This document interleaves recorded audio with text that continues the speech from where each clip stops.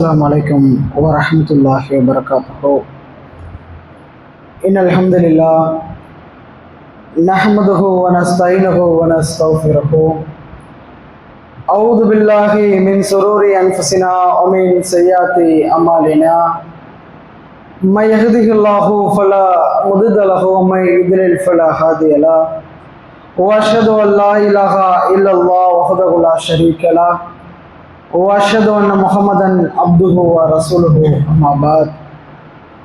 கணிதற்குரிய எல்லாம் அல்ல அல்லாஹ்வின் நல்லடியார்களே, அந்த ஏக இறைவனின் சாந்தியும் சமாதானமும் வற்றா பெருங்கருணையும் நம் உயிரிலும் மேலான முகமது நபி ஸல்லல்லாஹு அலைஹி வஸல்லம் அவர்கள் மீதும் அவர்களை பின்பற்றி வாழ்ந்து மறைந்த உத்தம சத்திய சகாபாக்கள் சகாபிய பெண்மணிகள் குறிப்பாக இங்கு அமர்ந்திருக்கும் நாம் அனைவர் மீதும் என்றென்றும் நின்று நிலவட்டுமாக.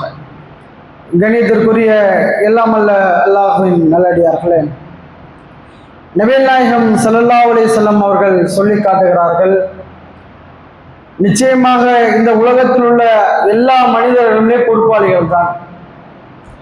ஒவ்வொருவருமே அவருடைய பொறுப்புகள் குறித்து நாளை மறுமையிலே விசாரிக்கப்படுவார்கள்.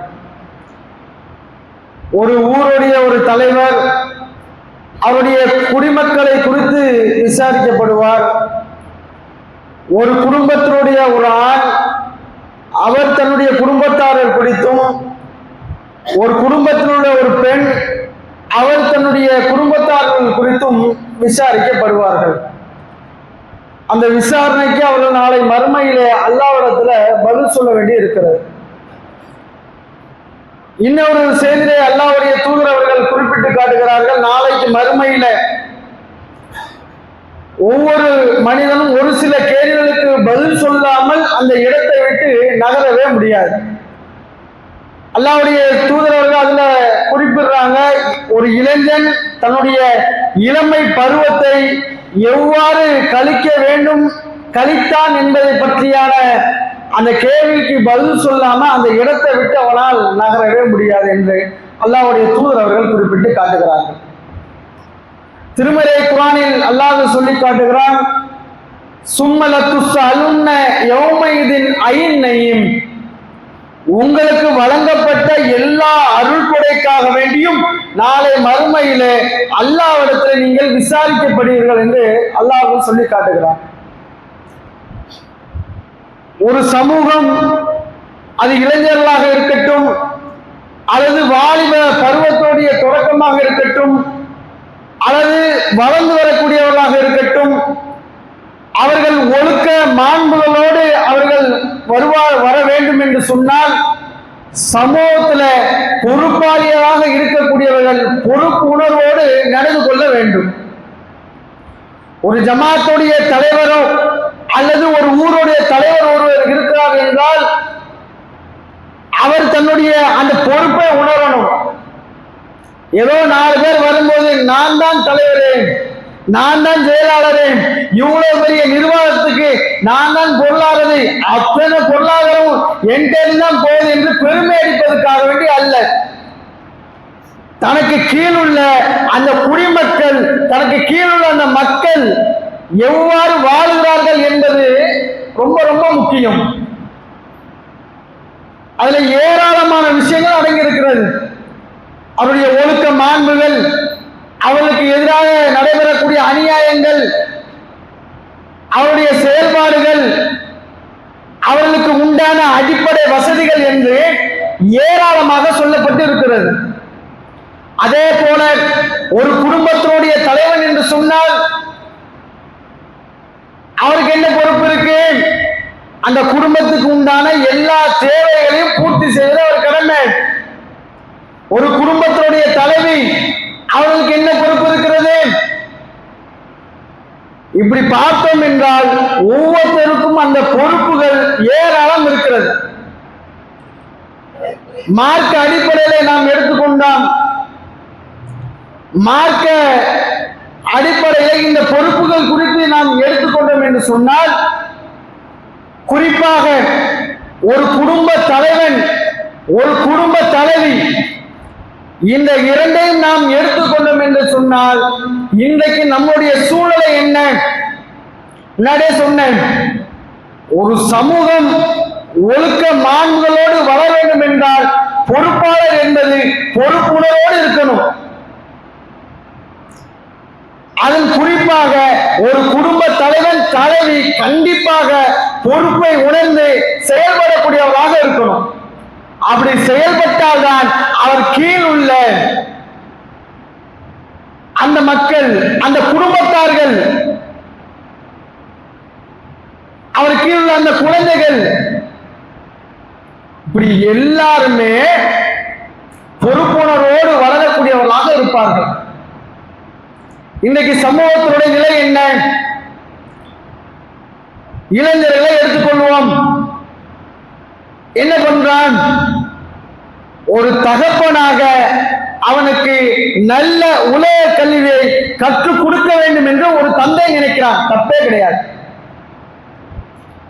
என் பிள்ளை நல்லா படிக்கணும், டாக்டருக்கு படிக்கணும், ஐஏஎஸ்க்கு படிக்கணும், ஒரு ஐபிஎஸ் ஆகணும், ஏதாவது ஒரு பெரிய தொழில் நிறுவனம் வேலை பார்க்கணும், ஒரு தந்தை நினைக்கிறார். அதற்காக வேண்டி முயற்சி செய்கிறார். அதற்காக வேண்டி தன்னுடைய உழைப்பை கட்டுகிறார். பொறுப்பு கண்டிப்பா செய்யணும். இவனுக்கு தேவையான உணவை கொடுக்கிறார், அது குடும்பத்துக்கு தேவையான உடையை கொடுக்கிறார், தன் மனைவிக்கு தேவையானதை செய்கிறார், ஆசைப்பட்டதெல்லாம் வாங்கி கொடுக்கிறார். பக்கத்து வீட்டுக்கார வீட்டுல ஒரு பெண் ஏதாவது எடுத்துருக்கா அப்படின்னு சொன்னா தன்னுடைய கணவனை எடுத்த ஒரு மனைவி கேட்கும் போது நம்ம மனைவிக்கு நம்ம தானே செய்யணும், நாம கொடுப்போம். ஒரு கணவன் ஒரு பிள்ளைக்கு ஒரு மனைவிக்கு செய்யக்கூடியவராக இன்றைக்கு இது இருக்கிறது. ஒரு பெண் ஒரு குடும்ப தலைவியாக அவங்க என்ன பண்றாங்க? கணவன் இடத்தில் வரக்கூடிய அந்த பொருளாதாரத்தை குடும்பத்துக்கு எப்படி செலவு செய்யலாம், அது பல வகை இருக்குது. சிக்கனமாக இருக்கும், சிலர் பக்கத்து வீட்டை பார்த்து செலவு பண்ணக்கூடியவர்களாக இருப்பாங்க, சிலர் ஆடம்பரமாக செலவு பண்ணக்கூடியவர்களாக இருப்பார்கள். குறிப்பாக பிள்ளைகளுக்கு நல்ல கல்வியை கொடுக்கணும் என்று நினைப்பார்கள்.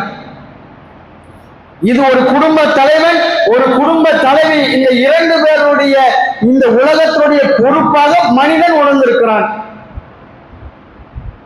இதை மட்டுமே சராசரியா எல்லா மனிதர்களும் குடும்பத்திலும் எடுத்து பாருங்க, எல்லார் இடத்துலயும் இந்த பொறுப்பு அப்படி தொடர்ச்சியா வந்துகிட்டே இருக்கும். இது எல்லார் இடத்துல இருக்கும். டீக்கடையில சாதாரண வேலை பார்க்க அன்றாட கூலியாக இருக்கிறானே அவன் இடத்தில் கூட இந்த பண்பு இருக்கும். ஆனால் மார்க்க அடிப்படையில நாளை மறுமையிலே நாம் பதில் சொல்வதற்கு நம்முடைய குடும்பம் ஒரு பொறுப்புள்ள குடும்பமாக வருவதற்கு இந்த பண்புகள் மட்டும் போதுமா? வெறுமனே உலக கல்வியை மட்டும் அவர்களுக்கு கற்றுக் கொடுத்தோட முடியுமா?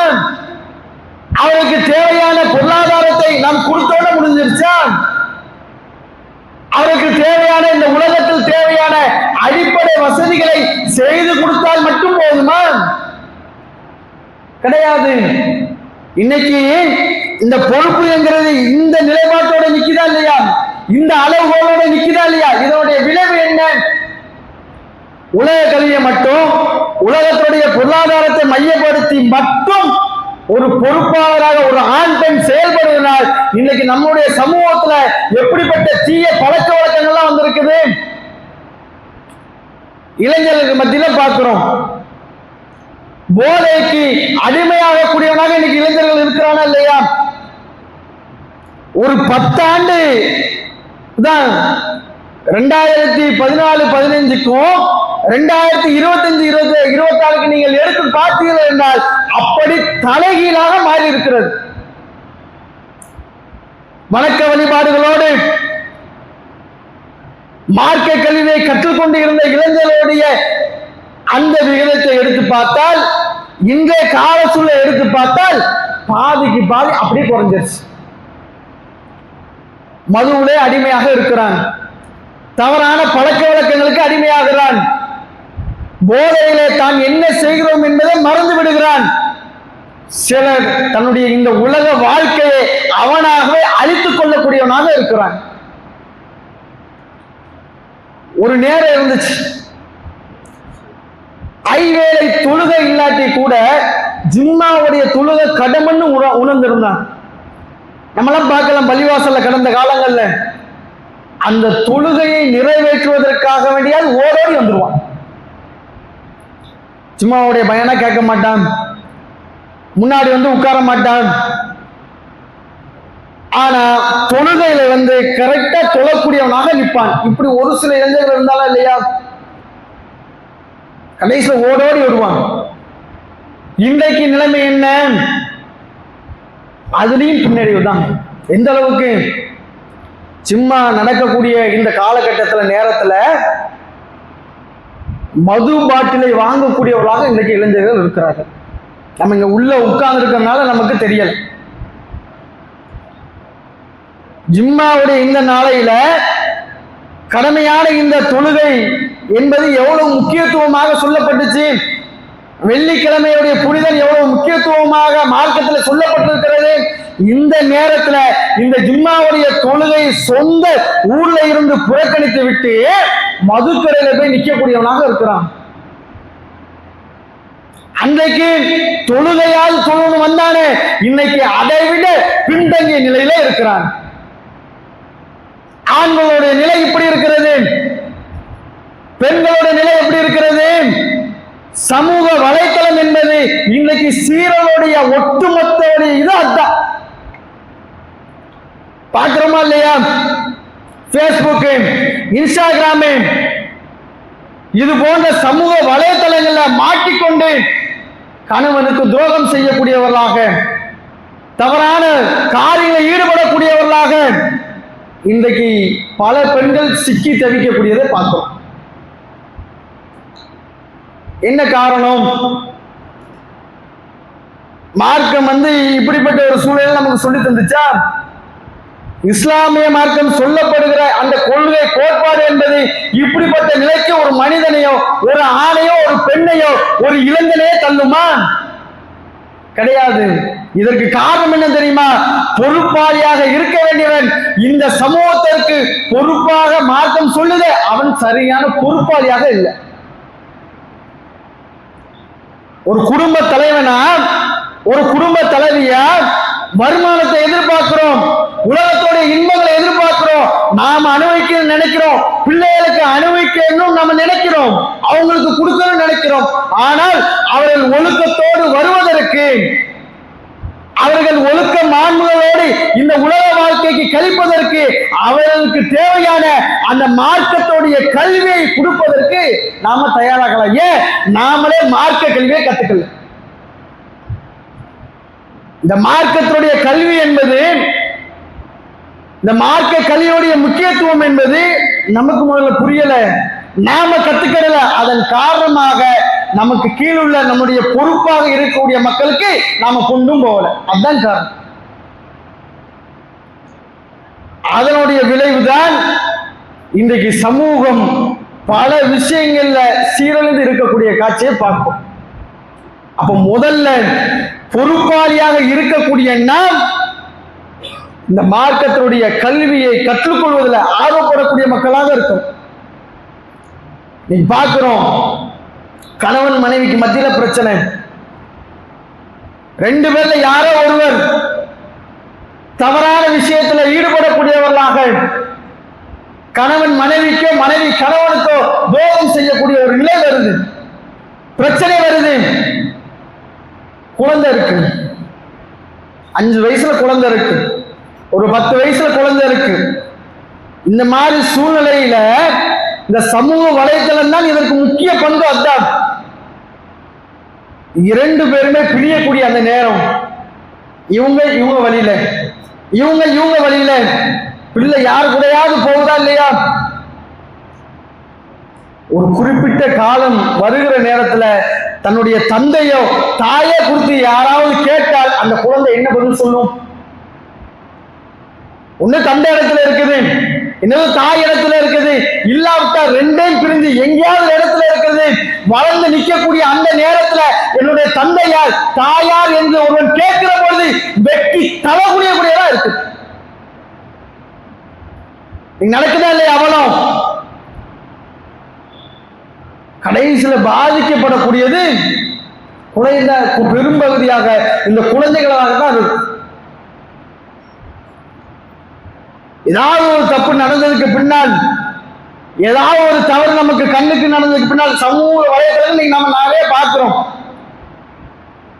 ஐயா அப்படி நடந்துச்சு, இப்படி நடந்துச்சு, இந்த வாட்ஸ்அப் மூலமா இப்படி வந்துருச்சு, இந்த இன்ஸ்டாகிராம் மூலமா இப்படி வந்துச்சு என்று சொல்லி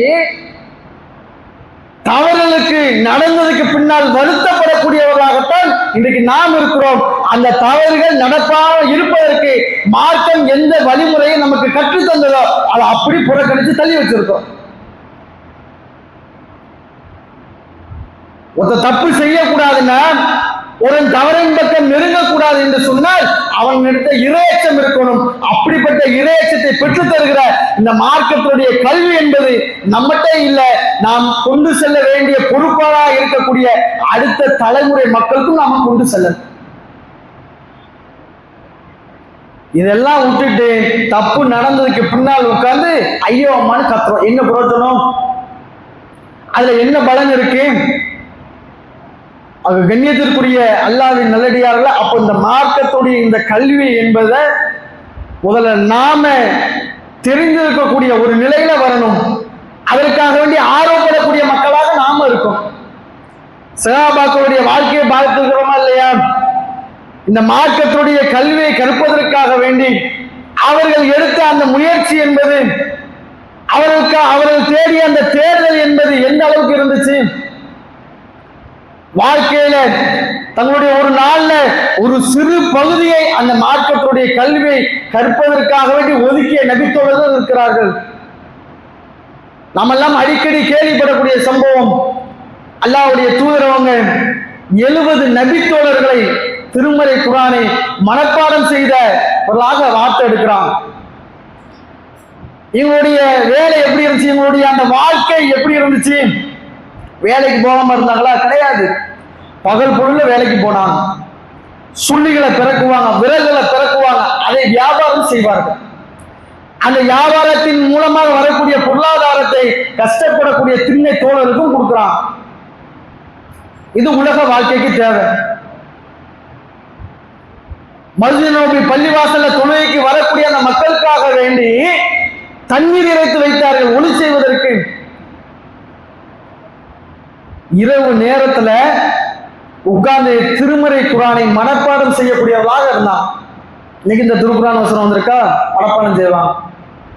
இப்படி இறங்கிய திருமறை குர்ஆனுடைய வசனங்களை மனப்பாடம் செய்வதற்கு தங்களுடைய வாழ்க்கையில ஒரு நாளையில ஒரு பகுதியை ஒதுக்கக்கூடியவர்களாக அந்த நபித்தோழர்கள் இருந்தார்கள். அல்லாஹ்வுடைய தூதர் இடத்துல கொஞ்சம் முன்னாடி வந்துருங்க. கூட்டம் கொஞ்சம் அதிகமாக கொஞ்சம் முன்னாடி வந்துருங்க. அப்படியே கொஞ்சம் இந்த சைடும் கொஞ்சம் தள்ளிருங்க. வரக்கூடிய மக்கள் அங்கே அமர்ந்துக்கிறோம். இந்த வாசல் பக்கத்தில் உட்கார வேண்டாம், கொஞ்சம் எரிச்சு உள்ள வந்துருங்க.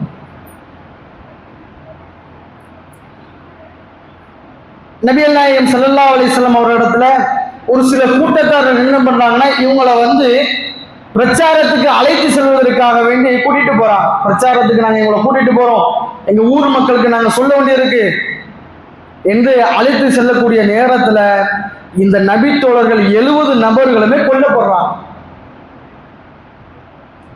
கொல்லப்படக்கூடிய சூழல் எப்படி? 55 வயசு 56 வயசு நம்ம சொல்லுவோமே நம்ம பாஷையில, உலகத்துல எல்லாத்தையும் ஆண்டு அவனிச்சிட்டாங்க. சில பேர் என்ன பண்ணுவாங்கன்னா, இந்த 60-65 வயசுல ரிட்டையர்ட், கவர்மெண்ட்ல இருந்து ரிட்டையர்ட் ஆகிட்டு பள்ளிவாசலுக்கு தொலை வருவாங்க. அப்ப ஜமாத்தோட போய் மக்களுக்கு அழைப்பு பணி செய்யும் போது சொல்லுவாங்க, ஆடெல்லாம் ஆடி பாடெல்லாம் பாடி முடிச்சு வந்திருக்கான் பாரு அப்படிம்பாங்க. அந்த மாதிரியான ஒரு வயசா? இளமை பருவம். அத்தனை பேர் இளைஞர்கள் இந்த உலகத்துடைய வாழ்க்கையில இன்றைக்கு எதை இந்த உலகத்திலெல்லாம் அனுபவிக்க வேண்டிய வயசு, இது சம்பாத்தியம் பண்ணக்கூடிய வயசு, இது உலகத்தோடைய எண்ணங்களுக்கு மதிப்பளிக்கக்கூடிய வயசுன்னு சொல்லி வச்சிருக்காங்களோ, அப்படிப்பட்ட இளமை பருவத்துல திருமறை குர்ஆனை கற்று அதை மக்களுக்கு சொல்லக்கூடிய இடத்தில் நின்று குட்டுயிரும் குலையுமாக கிடக்கிறான். வாள்களால் வெட்டி ஈட்டிகளால் குத்தி கடக்கக்கூடிய அந்த நேரத்துல அல்லாஹ்விடத்துல பிரார்த்தனை செய்யறாங்க. நாம் அந்த இடத்துல இருந்தா நம்மளுடைய பிரார்த்தனை எதுவா இருக்கும்? ஒரு 25-30-35 வயசுல இருக்கிறோம், ஒரு 40 வயசுல இருக்கிறோம். எப்படி இருக்கும்? எப்படியாவது நம்ம பொழைச்சிடணும், இன்னும் நமக்கு வாழ வேண்டிய வயசு இருக்கு, இன்னும் பார்க்க வேண்டியது நிறைய இருக்கு, நம்ம குடும்பத்துக்கு செய்ய வேண்டிய கடமை இருக்கு என்று பல எண்ண ஓட்டம் என்பது இன்னைக்கு நமக்குள்ளாக ஓடும். அந்த இளைஞர்கள் அந்த இளம் பருவத்துல இந்த உலகத்துடைய இன்பங்களை அனுபவிக்க வேண்டிய அந்த பருவத்துல அவர்கள் அல்லாஹ்விடத்தில் கேட்டார்கள், இறைவா, நாங்கள் அத்தனை பேரும் உன்னிடத்தில் வந்து சேர்ந்து விட்டோம், இந்த இறப்பு செய்தியை மட்டும் எங்க தூதருக்கு நீ அறிவிச்சிரு. இன்னொரு நபித்தோழர் கேட்கிறாங்க, ரத்தத்தை எடுத்து தன்னுடைய முகத்துல தடவிட்டு சொல்லுகிறார், ரப்பியல் காபா, காபாவின் அதிபதியான அல்லாஹ் மீது சத்தியமிட்டு சொல்கிறேன், இன்றைய தினத்துல நான் ஜெயிச்சிட்டேன்.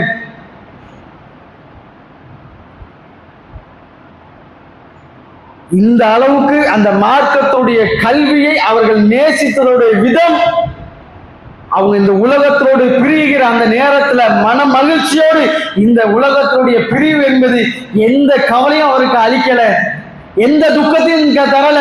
காரணம், மார்க்கத்துடைய கல்வியை கற்றுக்கொண்டோம், அதை சொல்ல வந்தோம், அல்லாஹ்வுக்காக இந்த உலகத்தை விட்டு போப்போம். இந்த செய்தியில அந்த இளைஞர்களுக்கு அந்த மார்க்கத்துடைய கல்வியை கற்றுக்கொள்ள வேண்டும் இருந்த அந்த ஆர்வம் என்பது, அதற்காக அவங்க நேரத்தை ஒதுக்குனாங்களே, அந்த ஆர்வம் என்பது இன்னைக்கு நம்மள எத்தனை இளைஞர்களுக்கு இருக்கு, நம்மள எத்தனை பேருக்கு இருக்கு? மார்க்க கல்வியை கற்றுக்கொண்டிருந்த நாம் இன்னைக்கு அப்படியே அதை பின்தங்கக்கூடிய மக்களாகத்தான் மாறிட்டோம். ஒரு 10 வருஷத்துக்கு முன்னாடி எப்படி இருந்தோம்? பள்ளிவாசல்ல ஓட்டு செட்டா இருக்கும், வெக்கையா இருக்கும். 12:40 ஜிம்மானா 11:45 12 மணிக்கெல்லாம் ஆள்க வந்துருவோம். செல்போன் அப்ப ரொம்ப குறைவு. ஆண்ட்ராய்ட்ல இதே மாதிரி திருக்குரான் ஹதீஸ் எல்லாம் படிப்பதெல்லாம் ரொம்ப குறைவு.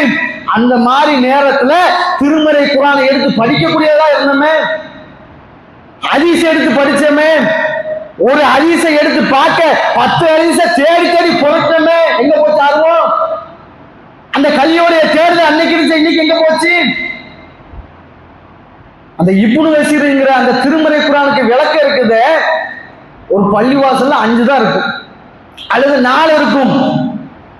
12, 5, 12, 10க்கு ஏதாவது அவசரமா வந்து அதை படிக்கணும் எடுக்க வந்தா கிடைக்காது. பக்கத்துல உட்காந்து படிச்சுட்டு இருப்பாரு, தூக்கி வச்சிட மாட்டாரா? அதை எடுத்து நம்ம படிச்சிட மாட்டானா? ஹதீஸ நம்ம பார்க்க வந்து ஹதீஸ் தலைப்பு அவர் படிச்சிருக்காரு, வச்சிட மாட்டாரா என்கிற ஏற்க மனப்பான்மையோடு அமர்ந்திருந்த நாம், அப்படி திருமறை குரானை புரட்டி கொண்டிருந்த நாம், இன்னைக்கு நம்மளுடைய கைகள்ல இலகுவாக வாய்ப்பு கிடைக்கக்கூடிய இந்த நேரத்துல இதை உதாசீனப்படுத்தக்கூடியவராக, இதை தள்ளி புறந்தள்ளக்கூடியவராக இருக்கிறோம். இந்த நிலைதான் நம்முடைய சமூகத்துல இன்றைக்கு ஏராளமான தீமைகள் வருவதற்கு அடிப்படை காரணம். மார்க்க கல்வியை தூக்கி தள்ளி வைக்கிறோமே, நாம கத்துக்கலாம புறக்கணிக்கிறோமே, இந்த நிலைதான் காரணம். இந்த நிலையை நாம் மாற்றக்கூடியவர்களாக இருக்கணும். அபூ ஹுரைரா அவருடைய செய்தியை நம்ம பார்த்திருக்கிறோமா இல்லையா? அவருடைய செய்தியை நம்ம கேட்டிருக்கிறோமா இல்லையா? அவங்க சொல்றாங்க, நீங்கள் எல்லாம் பொருட்களை ஈட்டி பொருளாதாரத்தை தேடி சென்றீர்கள், நான் என்னுடைய ஒரு ஜான் வயிறு கழிந்தால் போதும் என்று அல்லாஹ்வுடைய தூதரோடு என் வாழ்க்கையை அமைத்துக் கொண்டேன். அல்லாஹ்வுடைய தூதரோடு இருந்தாங்க, மார்க்க கல்வியை கற்றுக்கொள்ள வேண்டும் ஆர்வப்பட்டார்கள். சொகுசு வாழ்க்கை கிடைச்சதா? நல்ல உணவு கிடைச்சதா? நல்ல உடை கிடைச்சதா? இல்ல, மாறாக மது நோம்பி பள்ளிவாசல் வாயில்ல எத்தனை மயக்கமுற்றவர்களாக கிடந்திருக்கிறாங்க.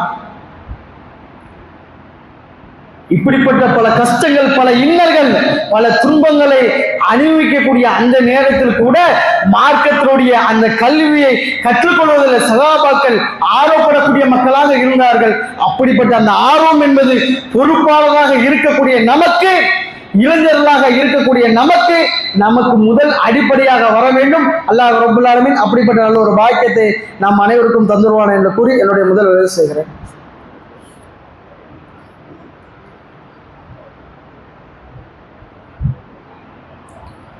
அஸ்ஸலாமு அலைக்கும் வரஹ்மத்துல்லாஹி வபரகாத்துஹு. கண்ணியத்திற்குரிய எல்லாம் அல்ல அல்லாஹ்வின் நல்லடியார்களே, ஒரு பொறுப்பாளராக எப்படி மார்க்கத்தினுடைய கல்வியை கற்றுக்கொள்வது முக்கியமோ, அதே போல நமக்கு கீழ் உள்ள மனைவியாக இருந்தாலும் சரி, பிள்ளைகளாக இருந்தாலும் சரி, அல்லது ஒரு பெண்ணாக இருந்து தன்னுடைய குடும்பத்தார்களுக்கு இருந்தாலும் சரி, இந்த மார்க்கத்தினுடைய இந்த கல்வியை கற்றுக் கொடுப்பதிலையும் அவர்களுக்கு கற்றுக் கொடுப்பதற்கு ஆர்வப்படுவதிலும் நம்ம ரொம்பவும் முனைப்பாக இருக்க வேண்டும். அப்துல்லா இப்னு உமர் அவர்களை பற்றி நம்ம கேள்விப்பட்டிருக்கிறோம். உமர் அலி அவர்களுடைய பையன். நபிகள் நாயகம் ஸல்லல்லாஹு அலைஹி வஸல்லம் அவர்களோடு ஒரு சபையில உட்கார்ந்து இருக்கிறாங்க.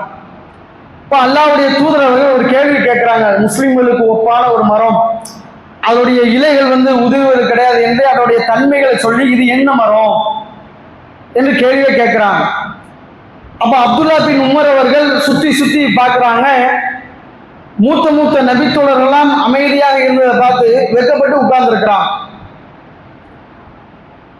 சபை முடிஞ்சு வீட்டுக்கு வந்த உடனே தன்னுடைய தந்தையான உமர் இடத்துல சொல்றாங்க, அல்லாஹ்வுடைய தூதர் அவங்க இப்படி ஒரு கேள்வி கேட்டாங்க, அந்த கேள்விக்கு பேச்சம்பளம் மறந்தான்னு எனக்கு பதில் தெரியும், இருந்தாலும் நான் கூச்சப்பட்டுட்டேன்.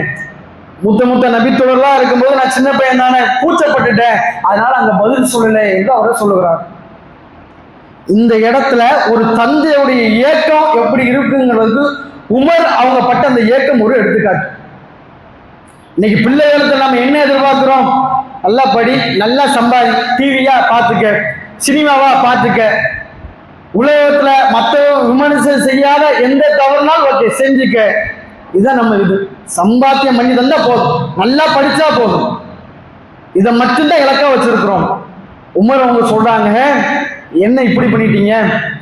நீங்க அந்த சபையில அல்லாஹ்வுடைய தூதரவங்க அந்த கேட்ட அந்த கேள்விக்கு பதில சொல்லியிருந்தீங்கன்னா, இந்த உலகத்தில் உள்ள எனக்கு சொந்தமான என் சொத்து, என்னுடைய சுகம் அனைத்தை விட அந்த ஒற்றை பதில் எனக்கு விருப்பத்துக்குரியமா இருக்குமே. என்னத்த சொத்து, என்னத்த வீடு, என்னத்த பணம், என் பிள்ளை மார்க்கத்தை அடிப்படையில் ஒரு கேள்வி கேட்டு பதில் சொல்லிவிட்டானே என்கிற அந்த சந்தோஷம் இந்த உலகத்தினுடைய எல்லாவற்றை விட அந்த ஒற்றை பதில் எனக்கு ரொம்ப சந்தோஷத்தை கொடுத்துருக்குமே. இப்படி பண்ணிட்டீங்களே.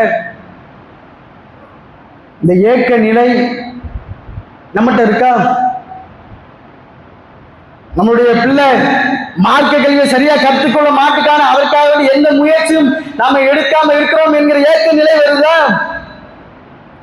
மார்க்க கல்வியை கற்றுக்கொள்ளக்கூடிய அந்த பிள்ளைகளுடைய அந்த விஷயம், அவர்கள் சொல்லக்கூடிய ஏதோ ஒரு சூறாவையோ ஒரு துவாவையோ அல்லது மார்க்கம் தொடர்பான விஷயங்களை கேட்டு சந்தோஷம் அடையக்கூடிய பெற்றோர்களாக இன்னைக்கு இருக்கிறாங்க சமூகத்துல.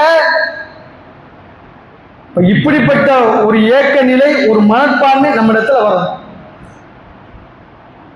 இந்த நிலை எந்த அளவுக்கு அப்துல்லா பின் அவருடைய உமருடைய வாழ்க்கையில சிறப்பா இருந்துச்சு. இன்றைக்கு நம்ம ஹதீஸ்கள் இருக்குல்ல, அதை வரலாறு பார்த்தோம் என்றால் அபூ ஹுரைரா அவர்களுக்கு பின்னால் கிட்டத்தட்ட 2500 ஹதீஸ்களை அறிவிக்கக்கூடியவர்களாக அப்துல்லா பின் உமர் அவங்க தான் இருக்கிறார். நபிகள் நாயகம் ஸல்லல்லாஹு அலைஹி வஸல்லம் அவங்க வாழுகிற காலகட்டத்தில் அப்துல்லா பின் உமர் அவங்களுடைய வயசு என்ன? 13-14. அல்லாஹ்வுடைய தூதர் உயிரோடு இருக்கக்கூடிய காலகட்டத்தில் அவருடைய வயசு இதுதான்.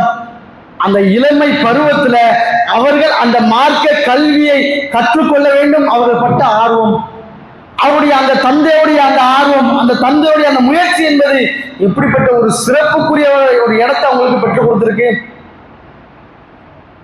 அப்ப இந்த விஷயத்த ஒரு பொறுப்பாளர்களாக, ஒரு குடும்பத்தினுடைய ஒரு பொறுப்பாளியாக நாம் உணர வேண்டும்.